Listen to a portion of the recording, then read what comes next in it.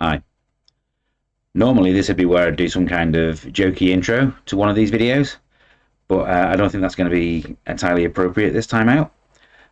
This video is going to be in tribute to a games development great who sadly left us in December.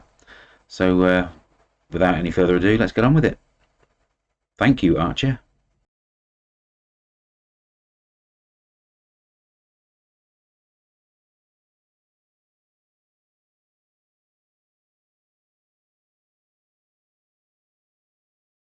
Hello everyone, I'm Brian from UK Gaming Network, also known as UKGN Zoidberg, and welcome to another episode of the Re-Review.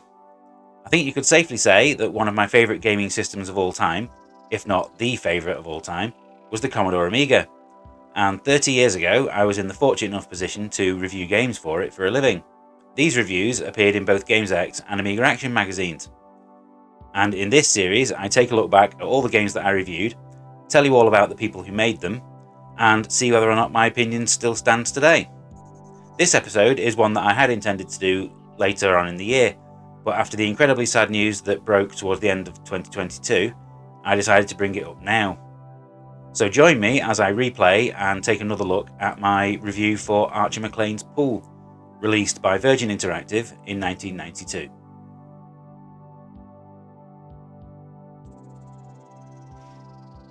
When the news broke at the end of last year that Archer Maclean had sadly passed away, I felt an extreme sadness, as his games have played a huge part in shaping who I am as a gamer. He began his gaming career after buying an Atari 800 and a game called Star Raiders. Impressed with the technical capabilities of the system, he set about making Drop Zone, a side-scrolling shooter heavily inspired by Defender. Publisher US Gold saw the brilliance of it and snapped it up for release in UK and Europe.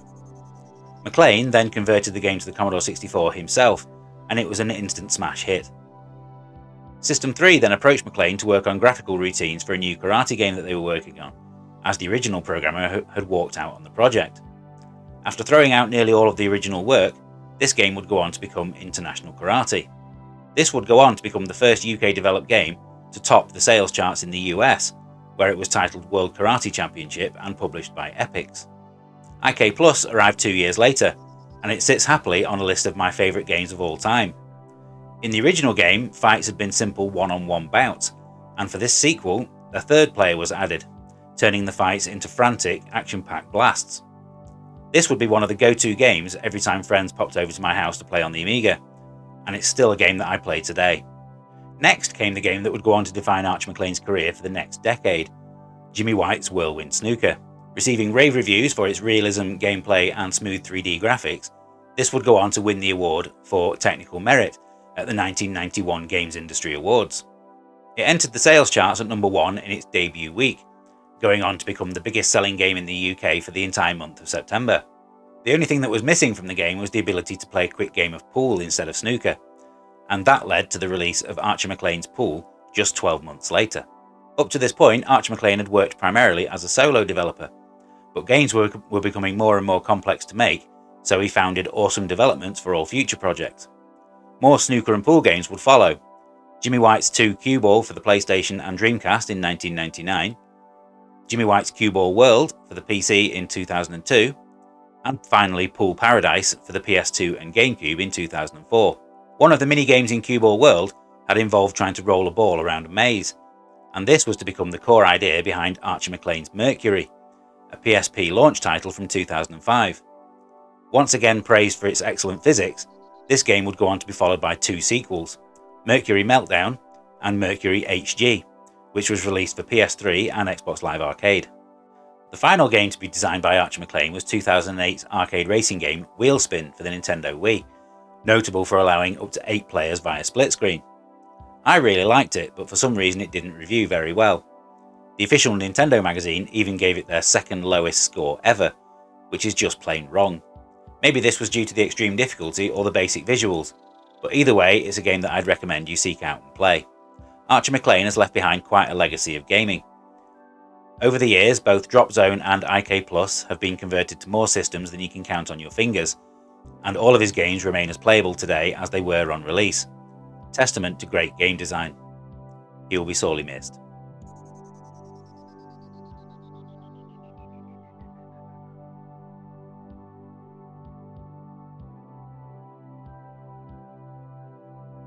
My review appeared in issue 37 of Amiga Action from October 1992, a packed 116-page issue with over 25 games reviewed, including the likes of Lotus 3, Troddlers and Fire Force. This was also an issue to feature a 3-page feature on the current state of movie licensed games, written by yours truly. I thought Archer Maclean's Pool was a better game than Jimmy White's Whirlwind Snooker, but only because Pool is a much more enjoyable and accessible game in real life than Snooker is. Whoever had reviewed that game in issue 25, though, had given a score of 95% and placed it at second place on the Sports Games Super League. Even though I thought it was better, I only gave a score of 91%, although let's face it, this just demonstrates the weakness of a percentage-based scoring system. While the presentation was just as good as in the previous game, I praised the improvements to the 2-player options. No longer would you have to return to the menu after playing a single match, and could instead set up best of 3 or 5 matches against your friends. It was also now possible to play full-blown tournaments for up to 8 players. There are definitely enough new features in Pool to warrant another purchase, especially if you're one of the few who didn't buy the original. Now let's grab that virtual pool cue and set up the A500 Mini. It's time for the playtest.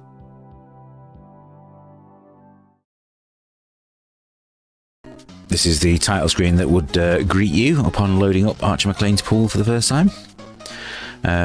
One thing that Archer Maclean's games were renowned for was having an animated intro sequence just like this one, and I can remember the one on IK Plus being something that I would sit and watch for about 10 minutes before I even pressed the fire button because of how mesmerizing it was.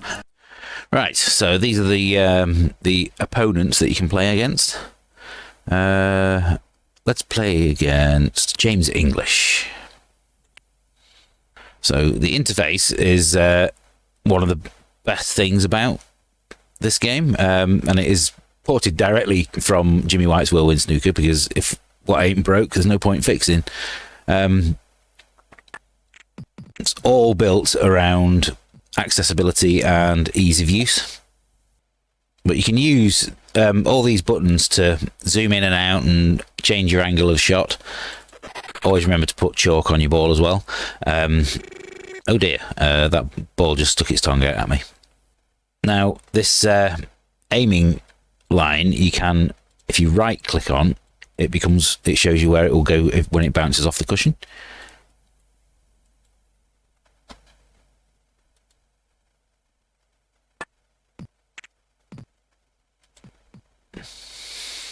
But there's so many little nuances to the interface that absolutely everybody can use it. So you can opt to have it down the left-hand side of the screen like it is now, or you can have it across the top of the screen. You can ignore all of the icons if you want as well, because what you can do, I'll show you in a second when the ball stops moving, is you can actually use the right mouse button to zoom in and out.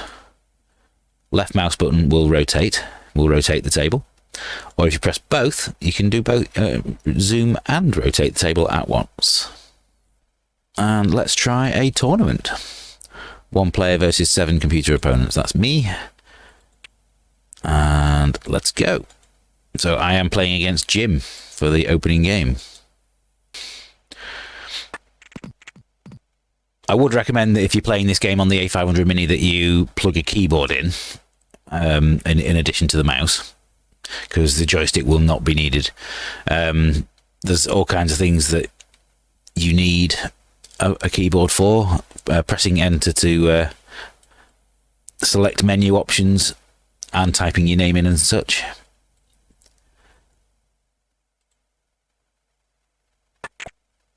This game does look pretty basic by today's standards, but it can't be understated what a technical marvel these games were back in 1992. So if you hold down the left mouse button when you're taking your shot, the camera will stay focused on the ball that you were aiming at. You can start clicking and start aiming if you want, but if you want to actually perfectly line yourself up with the ball, you can right click on it and that will line you up directly to hit it flush, and you can then adjust your aim accordingly. But if you compare this to the 3D pool that came out in 4 years earlier, I think 1988, it came out by Firebird Software. The leap in quality between that one and this one is ridiculous. That, to be perfectly frank, is a pretty terrible version of pool. But this does have all the hallmarks of an Archer Maclean game. The way that these eyes appear in the darkness and the balls start pulling faces at you if you leave the controls alone. That's that kind of thing was prevalent in IK Plus as well, like the ability to press T to make your opponent's trousers fall down if they're standing still.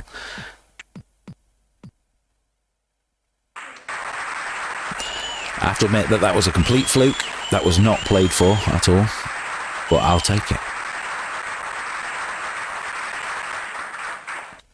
I think every snooker and pool game that has come out on modern consoles since this one came out in 1992 has pretty much used the template that Archer Maclean came up with for the controls, because it just works. So why wouldn't you? Why would you try and change it? The only other feature that this game really has is trick shot mode, and this is where you would need the keyboard plugged in for a lot of the controls. Basically, it allows you to pick up and move any ball around on the table and just line things up. So yeah, so you just get to stick as many balls on the table as you want, place them wherever you want, and then just simply take your shot.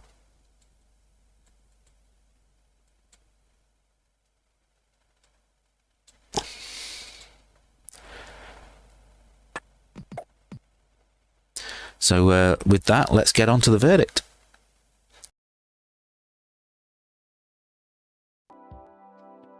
There aren't many Amiga games with 3D graphics as smooth and slick as Archer Maclean's Pool. This plays an astonishingly accurate game of pool, and it's this level of realism that makes it as much fun to play today as it was 30 years ago. The gameplay interface itself is so incredibly easy to use that it's no surprise that every snooker and pool game released in the years since has used a variation of it. It's such a simple system to use that anyone would be able to get to grips with it in seconds, and if you plug a USB keyboard into your Mini, it gets even better. Just like IK Plus before it, this is a game with bags of personality. The way that flies buzz around the table and balls start pulling faces at you if you leave the controls alone for just a few seconds never fails to raise a smile. For me, there are two fantastic pool games on the Amiga, and whichever one I prefer depends on my mood on any given day. If I'm after something casual, then Arcade Pool from Team 17 will be the one that I'll load up. But if I want something with a little bit more realism, then I won't find a game better than this one.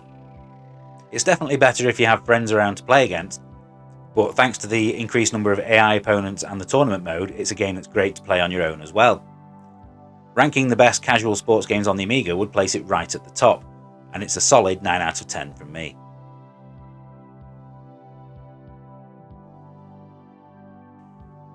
So, another episode of the re-review has drawn to a close. I hope you enjoyed it. Have you played any of the games that I've mentioned in this episode? What's your favourite game developed by Archer Maclean? Do share your memories in the comments. If you liked this episode, then there are more just like it in a playlist on our channel. Feel free to check it out. All opinions expressed in this episode are entirely my own, and if you do disagree with anything that I said, I'd love to hear yours. You can find me over on Twitter at UKJNZoidberg. There will be another new episode coming in 2 weeks' time, and there'll be a little musical hint of what that game's going to be coming up right at the end of this one. See if you can guess what game I'm going to be playing. If you enjoy what we do at UK Gaming Network, then please feel free to hit that like button and subscribe to make sure that you don't miss out on any future videos. Until next time, thank you for watching. Happy retro gaming, and I'll see you soon.